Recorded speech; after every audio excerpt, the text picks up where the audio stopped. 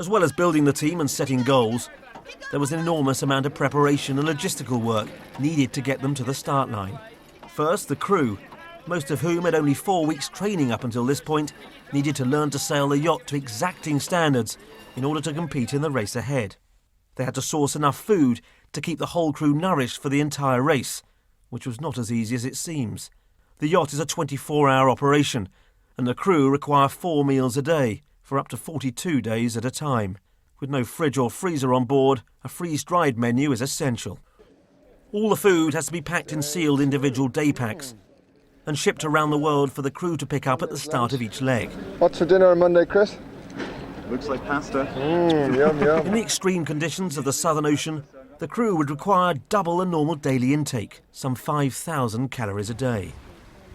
From searing heat in the tropics to minus 30 in the Southern Ocean, the crew were going to have to perform whatever the conditions. So having the correct clothing was not just a comfort issue, but vital to ensure the crew's safety.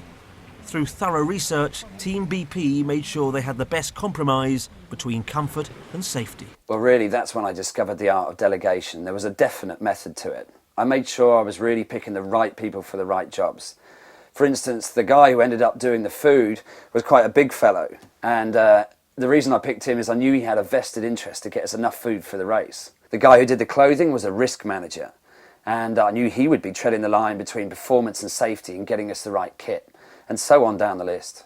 Well, when we were breaking up the tasks, I didn't just give them a job to do, I made them head of their area, because it was fair to say that some of them weren't very inspired by their day jobs. But at night, for instance, they were the head of health and fitness for an ocean racing team, and it made them feel very, very proud, and it really empowered them to go and try and do what they could for the team in the build-up to the race. While the crew were busy with the pre-race preparations, Mark was concentrating on how the yacht was going to function during the actual race. The first area to determine was the management structure, not least of all because 6 hours over the start line I was going to need to go to sleep and trust the safety of this yacht to the crew in some of the busiest shipping lanes in the world, the English Channel. Mark looked at the crew members who did have previous sailing experience and picked 2 people to take on the roles of watch leaders. Each of them would lead an on-deck team made of 7 individuals working in 4-hour shifts, 24 hours a day. Mark picked 1 man and 1 woman to be watch leaders, both of whom showed good leadership ability and the necessary sailing skills. Another critical area is navigation. In the early days of crew formation, Mark was approached by Bill Singleton, a scientist from the USA, who expressed an interest and a passion for meteorology. I thought far be it from me to hold him back, and Bill was soon in the navigator's role. What he did while I was asleep was to make sure the boat was going efficiently fast in the right direction. It's really easy to go fast in the wrong direction, anyone can do that.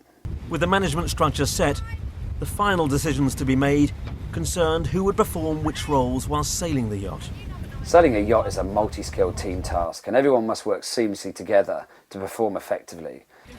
And we really needed the right people in the right roles up on deck. We needed specialists in each area, otherwise you end up with jacks of all trades and masters of none. With the pre-race preparations coming to a close, focus turned to identifying what the team needed to do to be competitive in the race. What were the critical success factors that had to be addressed to achieve a good position? Ocean racing is about doing everything well and never taking your eye off the ball.